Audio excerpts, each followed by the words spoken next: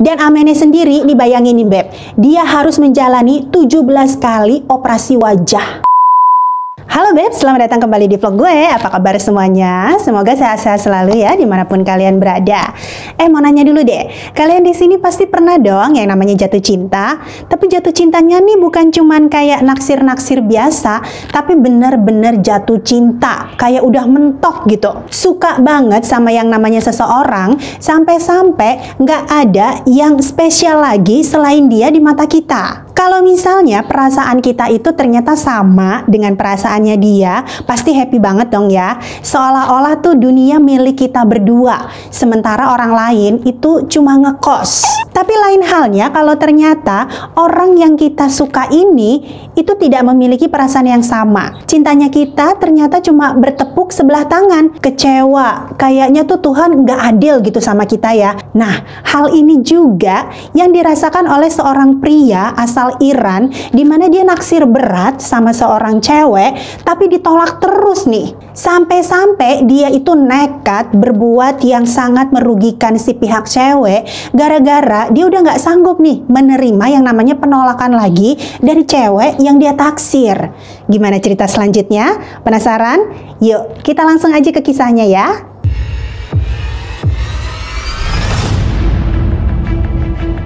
Kejadiannya berawal di bulan Oktober tahun 2004. Ini ada seorang wanita muda, cantik, namanya Ameneh Brahmani, berusia 24 tahun waktu itu, masih sangat muda. Kala itu Ameneh ini sedang dalam perjalanan pulang kerja, sendirian, jadi nggak ada temennya nih yang berjalan bersamanya waktu itu. Tiba-tiba Ameneh ini lagi asik jalan sendirian, ngerasa kayak ada orang yang mengikuti dia dari belakang, nguntit dia terus nih dari tadi. Siapa coba gerangan orang itu?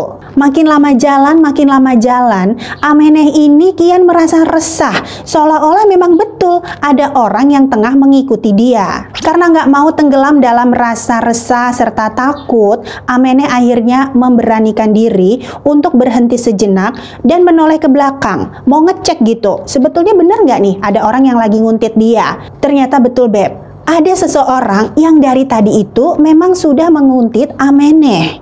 Dan orang itu bukanlah orang asing ataupun seseorang yang tidak dikenal sama Ameneh, melainkan seseorang pria yang sangat dikenal oleh Ameneh. Dia bernama Majid Mohavedi. Majid ini ternyata dulunya adalah teman sekelasnya Ameneh waktu di bangku kuliah. Dan Majid sendiri sejak dulu nih, sejak zaman kuliah, itu udah naksir berat sama Ameneh. Udah suka banget deh sama Ameneh. Mentok, nggak ada lagi yang lain. Walaupun dari segi umur, Majid itu terpaut 5 tahun lebih muda dari Ameneh, namun ini nggak mengurungkan hatinya untuk terus mencintai Ameneh. Dan dari dulu, Majid ini terus berjuang untuk mendapatkan cintanya Ameneh. Udah sering kali nembak gitu ya, menyatakan perasaannya, dan juga meminta Ameneh untuk menjadi istrinya. Jadi udah sering kali ngelamar.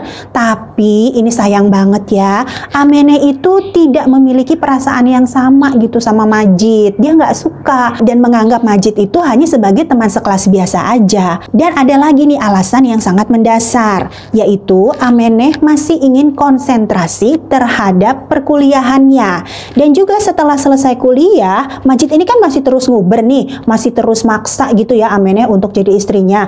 Cuma Ameneh kembali menolak dengan alasan dia mau melanjutkan karirnya dulu, masih mau nguber cita-cita gitu ya, cari uang untuk diri sendiri dan keluarga. Kayak gitu. Jadi kembali lagi nih, Majid ditolak. Majid ini oleh orang-orang terdekatnya ya di lingkungannya sendiri itu memang dikenal sebagai pria yang kurang baik sih sebenarnya. Jadi perilaku dan perkataannya ini seringkali kasar. Sama Ameneh pun seperti itu. Ya bayangin aja ya, sama orang yang betul-betul dia cintai aja bisa kasar, apalagi sama orang lain. Dan kabarnya dari dulu itu Ameneh udah sering nih mendapatkan pelecehan dan juga tindakan kasar daripada Majid. Dan hal ini kan juga sudah mengganggu Ameneh ya. Akhirnya Ameneh waktu itu sudah pernah melaporkan hal yang dia alami atau yang dilakukan oleh Majid ini kepada pihak kepolisian. Cuma pada saat itu pihak kepolisian ini seolah-olah nggak terlalu menggubris gitu, nggak terlalu ngedengerin apa yang dilaporin sama Ameneh.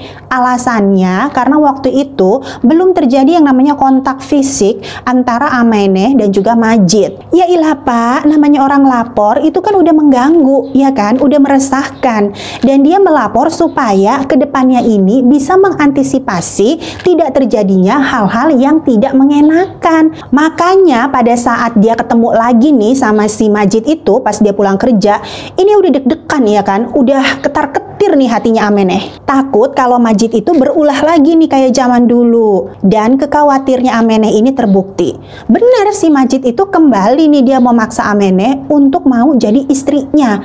Masih nggak nyerah gitu nih si Majid. Ameneh itu waktu itu berusaha ya untuk meyakinkan Majid, ngomongnya juga secara baik-baik, kalau dia tuh masih pengen mengejar karirnya, belum pengen nikah, ya kan? Jadi kembali tuh saat itu dia memberikan penolakan cinta kepada Majid. Majid ini tuh hatinya kayaknya udah nggak bisa lagi yang namanya terima penolakan, karena udah sering banget kan ya dari zaman dulu nih, dari zaman kuliah, penolakan.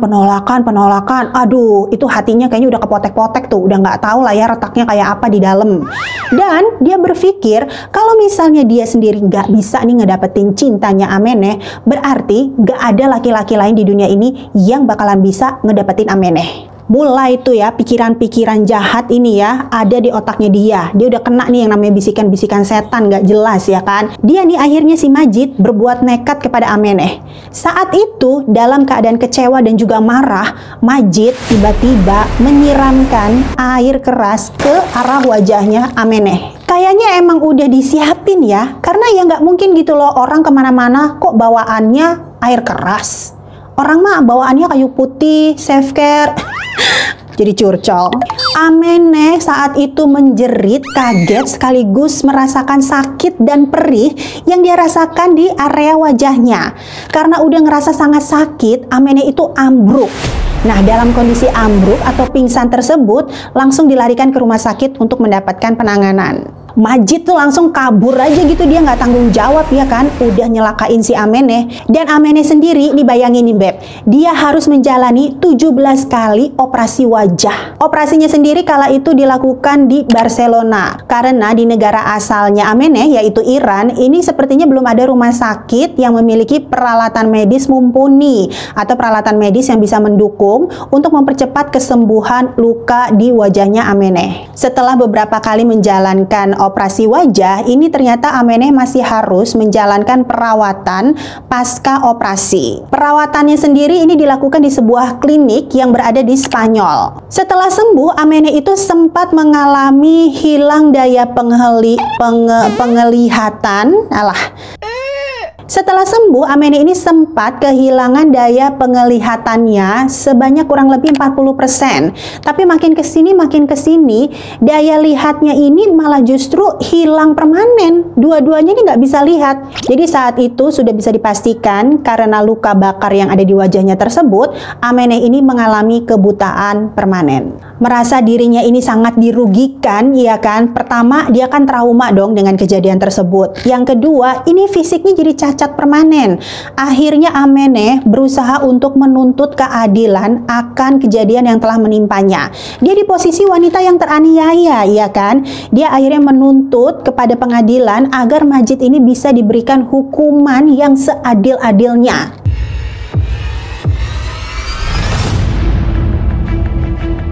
Bertahun-tahun ini Ameneh berjuang ya, karena saat itu nggak langsung nih pengadilan itu mengabulkan permintaan atau permohonan dari Ameneh. Nggak ngerti lah kenapa gitu, emang nggak cukup bukti ya keadaan fisiknya yang udah cacat kayak begitu. Apa perlu CCTV gitu yang menampakkan kejadian waktu si Majid itu nyiram air keras ke mukanya Ameneh atau gimana? Nggak ngerti lah, nggak paham gue jalan pikirannya tuh dari pengadilan di sana. Pokoknya ya, ini baru bisa direalisasiin perjuangannya Ameneh itu di bulan November tahun 2008. Akhirnya pengadilan ini mau memproses tuntutan dari Ameneh terhadap Majid. Dan dari hasil persidangan diputuskan kalau Majid ini nantinya akan menerima yang namanya hukuman qisas. Hukuman qisas adalah hukuman atau ganjaran yang akan diberikan kepada si terdakwa berupa tindakan kejahatan atau tindakan yang dia lakukan terhadap si pelapor. Nah, dalam kasus ini si Majid itu kan melakukan melakukan tindakan penyiraman air keras ke wajahnya Ameneh.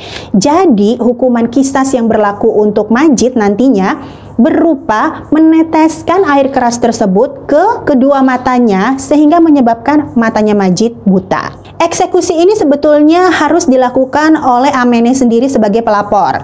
Tapi karena kondisinya tidak memungkinkan, Amenehnya kan nggak bisa lihat ya. Jadi eksekusi akan diwakilkan oleh adiknya Ameneh. Akhirnya eksekusi hukuman qisas terhadap Majid digelar di tanggal 31 Juli tahun 2011, di mana eksekusi akan dilakukan oleh adiknya Ameneh. Nah ini kan di ruang sidang udah banyak orang nih kan ya. Terus dipanggil nih si terdakwa si Majid ini masuk ke dalam ruangan. Pada saat si Majid ini masuk ke ruangan, mukanya tuh datar-datar aja. Gak ada gitu ya tersirat yang namanya rasa bersalah, rasa takut karena mau dieksekusi, atau rasa gimana lah gitu. Gak ada. Woles aja, santai aja mukanya. Kesel nggak? Itu semua orang di dalam ruangan ya tambah gemes gitu sama si Majid. Kayak pengen cepet-cepet ngeliat eksekusi supaya si Majid tuh bisa ngerasain gitu apa yang udah menimpa si Ameneh. Udah siap nih kan ya semuanya, adiknya Ameneh juga udah ready. Tiba-tiba Amenehnya itu ngomong gitu ke hakim. Dia minta supaya hukuman qisas terhadap Majid dibatalin. Alasannya karena Ameneh ini berubah pikiran. Dia sudah memaafkan semua yang dilakukan Majid terhadap dirinya. Jadi dia minta ini supaya Majid bisa dibebaskan aja. Tapi konsekuensinya adalah si Majid ini harus membayarkan kompensasi kerugian yang telah diderita oleh Ameneh terhadap semua keluarganya Ameneh. Dah akhirnya ini hakim menyetujui permintaannya Ameneh. Gagal itu kan ya eksekusi dari hukuman qisas. Si Majid yang ngedengar putusan dari pengadilan itu langsung dia berlutut di hadapan Ameneh. Itu sebagai apa ya, wujud dari rasa terima kasihnya dia kepada Ameneh. Gara-gara dia berubah pikiran nggak jadi melakukan eksekusi buat dia. Ameneh sih waktu itu bodoh amat ya, udah nggak peduli lah si Majid itu mau berlutut kayak mau kayang kayak kopro apa terserah. Yang dia mau adalah yang penting Majid itu cepet-cepet pergilah dari hadapannya dia. Ini Ameneh itu udah nggak mau lagi gitu, udah nggak kepengen banget gitu ya yang namanya ngelihat Majid, ngedenger Majid suaranya atau apapun berita yang ada hubungannya sama Majid. Udah pergi aja, go away gitu dari kehidupannya ya, bye. Kejadian dramatis tersebut ini disiarkan di televisi nasionalnya Iran. Tuh, kebayang ya, kita kayak lagi nonton sinetron gitu seolah-olah bukan kejadian nyata. Tapi ini bukan ikatan cinta ya, Mas Al itu ya. Orang-orang pada saat itu banyak yang bertanya-tanya sih, kenapa nih Ameneh kok tiba-tiba berubah pikiran kayak begitu? Baik amat ini perempuan, iya kan, udah digituin, udah dilecehkan, udah dianiaya, kok bisa-bisanya dia maafin. Nah ternyata Ameneh ini waktu masih dalam perawatan, dia itu sempat dinasehati oleh dua orang nih yang memang sangat berpengaruh dalam proses perawatan dan juga penyembuhan dirinya. Yang pertama ini adalah dokter klinik tempat Ameneh itu menerima perawatan. Dia waktu itu menasehati Ameneh untuk bisa memaafkan perbuatan dari Majid. Udah dilupain aja, nggak baik yang namanya menyimpan dendam. Walaupun memang kita di posisi yang dirugikan. Kemudian satu lagi ini adalah seorang pria, dia juga berasal dari Iran, bernama Amir Saburi. Amir ini juga menasehati Ameneh. Dia mengatakan kalau misalnya Ameneh itu bisa memaafkan semua perbuatan Majid terhadap dirinya, maka nanti Amenehnya ini akan dikenal sebagai seseorang yang berhati mulia, dan secara otomatis itu juga akan mengangkat nama baik dari masyarakat Iran yang memang memiliki hati yang sangat mulia gitu katanya. Ya udah, akhirnya setelah dipikir-pikir, dipertimbangkan, dirasa-rasa, Ameneh itu merasa kok ya ada benernya. Ya udahlah percuma, toh emang orangnya kayak begitu si Majid ini, kayaknya juga kalaupun jadi hukuman qisasnya dilakukan kepada dia nggak terlalu berpengaruh gitu terhadap perubahan sikapnya terhadap orang lain, tetap akan kasar juga sih kayaknya. Beberapa bulan kemudian dibuat sebuah patung khusus Ameneh, di mana patung khusus ini dipamerkan di ruang pameran yang terletak di Teheran, Iran. Dan Majid sendiri dia dipenjara dan didenda dengan membayar sejumlah kompensasi kepada keluarga Ameneh sebagai pengganti hukuman qisas. Dan kemudian pada tahun 2014, Majid dibebaskan dari penjara. Namun dia tidak pernah membayar kompensasi apapun terhadap keluarga Ameneh seperti yang diperintahkan oleh pengadilan. Hal ini yang menyebabkan Ameneh merasa sangat kesal dan merasa sangat dikhianati. Kan emang udah tabiatnya emang brengsek banget ini yang namanya Majid ya, tolong ya, udah diberi keringanan dengan membayar kompensasi, nggak jadi dibikin buta lah, kok masih aja nggak mau bayar kompensasi. Aduh, keterlaluan banget emang. Udah tahu gitu hukuman kisahnya dilakuin aja ya kan. Demikian vlog kali ini, Beb. Semoga kisah barusan ini bisa menghibur kalian semua ya, dan juga bisa diambil pelajarannya yang baik-baik aja. Terima kasih banyak untuk kalian yang sudah menonton sampai akhir. Jangan lupa untuk terus dukung channel ini dengan klik like-nya, kemudian komen-komen, di-share yang banyak, dan pastinya jangan lupa untuk klik tombol subscribe-nya. Sampai ketemu lagi di video berikutnya. Bye now.